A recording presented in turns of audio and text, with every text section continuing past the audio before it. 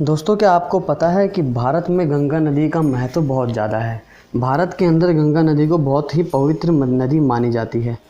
तो आपको क्या पता है कि इसका निर्माण कैसे हुआ और यह धरती पर कैसे आई और आखिर कौन लेकर आया इन्हें धरती पर। चैनल को सब्सक्राइब करो पहले। हाँ जल्दी करो, मुझे पता है कि आप लोग नहीं करते, वीडियो देखते हो लेकिन सब्सक्राइब नहीं करते। ये लाल कलर का बटन नहीं से दबाओ, जल्दी दबाओ, जल्दी दबाओ, फिर मैं शुरू करूँ। दबा दो जल्दी, दबा दिया, घंटी भी दबा देना, ठीक है। प्राचीन काल में अयोध्या के राजा सगर को अपनी प्रजा प्राणों से भी ज़्यादा प्यारी थी। प्रजा के जल संकट को दूर करने के लिए उन्होंने गंगा माता को पृथ्वी पर लाने का दृढ़ निश्चय किया। इसके लिए राजा सगर के 60,000 पुत्रों ने मिलकर सफल यज्ञ किया। इस यज्ञ का पूरा उल्लेख महर्षि विश्वामित्र ने श्री राम जी को जनकपुरी की पैदल यात्रा करते समय गंगा के तीर खड़े होकर सुनाया, जो इस प्रकार कहा जाता है।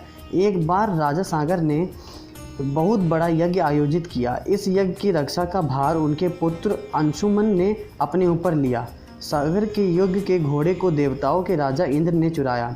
चोरी को यज्ञ में विद्यमान कर अंशुमन के 60,000 पुत्रों को लेकर घोड़े की तलाश शुरू की, मगर सारी पृथ्वी पर कहीं भी घोड़ा नहीं मिल पाया।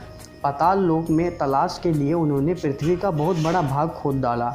पाताल में सनातन भगवान वासुदेव महर्षि कपिल के रूप में बैठे हुए थे और वह तप कर रहे थे और चोरी किया घोड़ा वहीं खड़ा था। घोड़ा देख सभी में खुशी की लहर दौड़ गई। उनके शोर से महर्षि कपिल की समाधि भंग हो गई। योग निद्रा से जागते ही उनके क्रोध की आग से सभी जल गए। बहुत देर के बाद मरे हुए पुत्रों की चिंता से व्याकुल महाराज दिलीप, जो राजा सगर के पुत्र अंशुमन के पुत्र थे, के पुत्र भागीरथ ने कठोर तप किया। उनके पिता, दादा तथा परदादा सभी गंगा को लाने में विफल हुए। भागीरथ ने इस विफलता को सफलता में बदलने के लिए ही तपस्या की थी। समय आने पर उन्हें प्रजापति ब्रह्मा जी ने कहा कि हे राजन, तू गंगा को स्वर्ग से धरती पर उतारना चाहता है, मगर क्या कभी यह सोचा है कि धरती गंगा की गति तथा बोझ की सहन कर पाएगी या नहीं। उसका बोझ तो केवल शिव जी ही संभाल सकते हैं।